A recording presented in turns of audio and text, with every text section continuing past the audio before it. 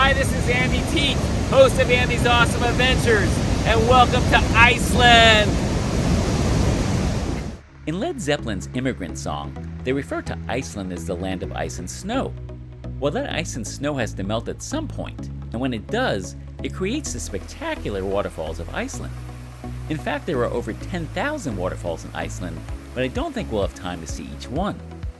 One of the great things about Iceland is that even when you're just driving around in the middle of nowhere, you'll run into some lesser known but beautiful waterfalls. Now you're going to hear a lot of the word foss. That's because foss means waterfall in Icelandic. One of my favorite waterfalls is Skógafoss in southern Iceland, because it's tall, it's wide, and you can get fairly close to it. We're approaching the waterfall from ground level, but you can see on the top right that some people chose to climb the 370 steps to get a different perspective. Skógafoss is one of the many waterfalls on the Skóga River, and it's one of the biggest waterfalls in Iceland, with a width of 82 feet or 25 meters and a drop of 197 feet or 60 meters. Another great thing about Skógafoss is that on a sunny day, you can see a beautiful double rainbow.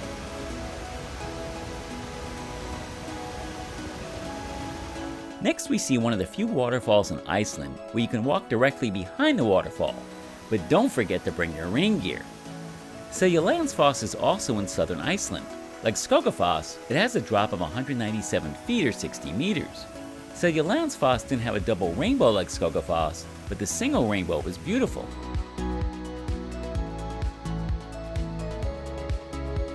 We walked through the small cave to get a different and wetter view of the waterfall. Now we're going to see some of Iceland's more powerful waterfalls. First up is Gullfoss, which is part of Iceland's famous Golden Circle, which also includes Thingvellir National Park and Geyser. Gullfoss means golden falls because sometimes on a sunny day, the water looks golden brown. In the summer, the average amount of water running down the waterfall is 5,000 cubic feet or 141 cubic meters per second. The crevice is about 105 feet or 32 meters deep. It's 66 feet or 20 meters wide and 1.6 miles or 2.5 kilometers long. The canyon walls on both sides are 230 feet or 70 meters high.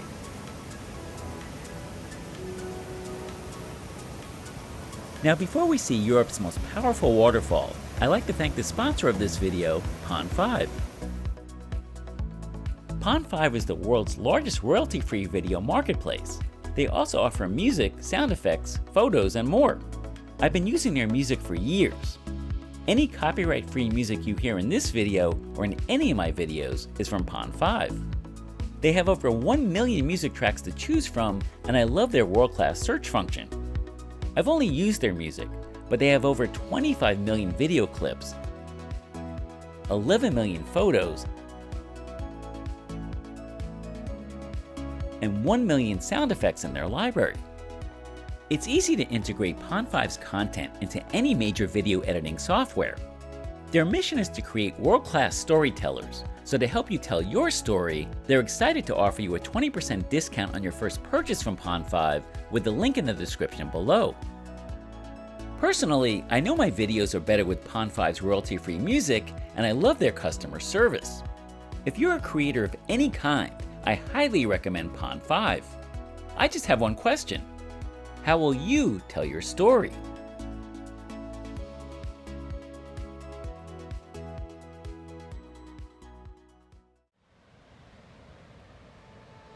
Dettifoss in northeast Iceland is known as the most powerful waterfall in Europe, or the second most powerful, depending on the time of year.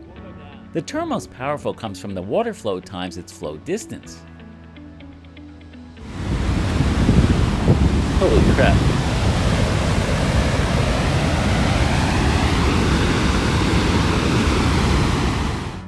Dettifoss is 330 feet or 100 meters wide and has a drop of 144 feet or 44 meters. It has an average water flow of 193 meters cubed per second or 6,186 cubic feet.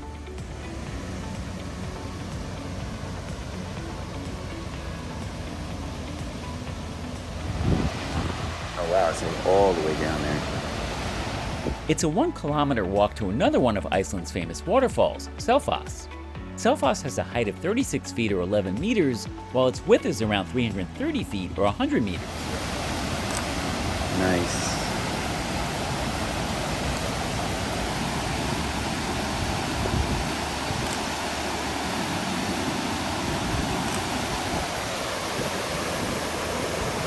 Goodbye, Selfoss. Goðafoss, known as the Waterfall of the Gods, is located in northern Iceland along the country's main ring road.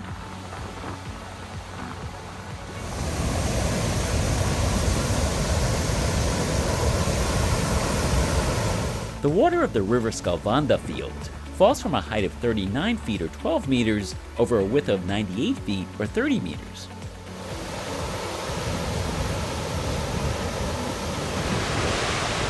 So how did Goðafoss get its nickname, Waterfall of the Gods? By 1000 AD, it seemed that Norway would almost certainly invade Iceland if the country were to stand by its pagan beliefs. The issue was discussed at Thingvellir, where the parliament met once a year. The speaker at the time, the True priest or Godi, was given the responsibility to make the decision. It is said he lay under a fur blanket for a day and a night in silence, praying to his old gods for the right decision. Eventually, he emerged and said for the good of the people, Christianity would be the official religion, but pagans could practice in private. To symbolize his decision, he returned to his home in North Iceland and threw idols of the old gods into a beautiful waterfall. Since then, it would be known as Goðafoss.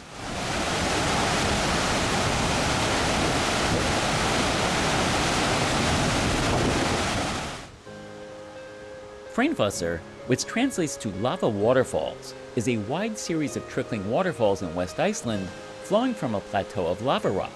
It stretches for about 900 meters. The water seems to magically appear from the lava, but actually the waterfalls come from a clear cold spring that originates from a nearby glacier and surges through the ground and runs in rapids down into the river.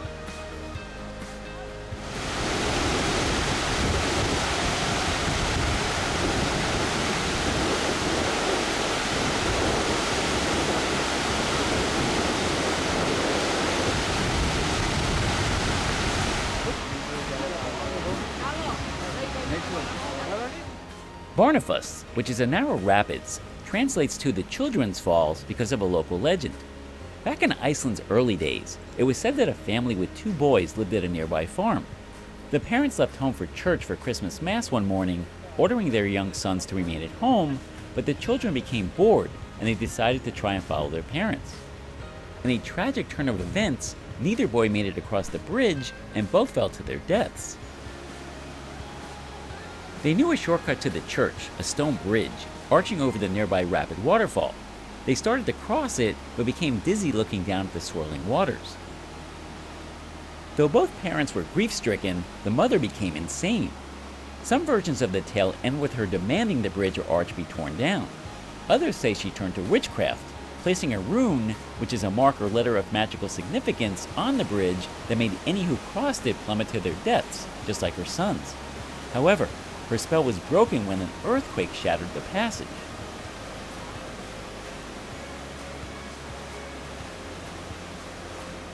Well, there's another 10,000 or so waterfalls we didn't get a chance to see, but I hope you enjoyed this look at Iceland's truly spectacular waterfalls. Thanks for watching.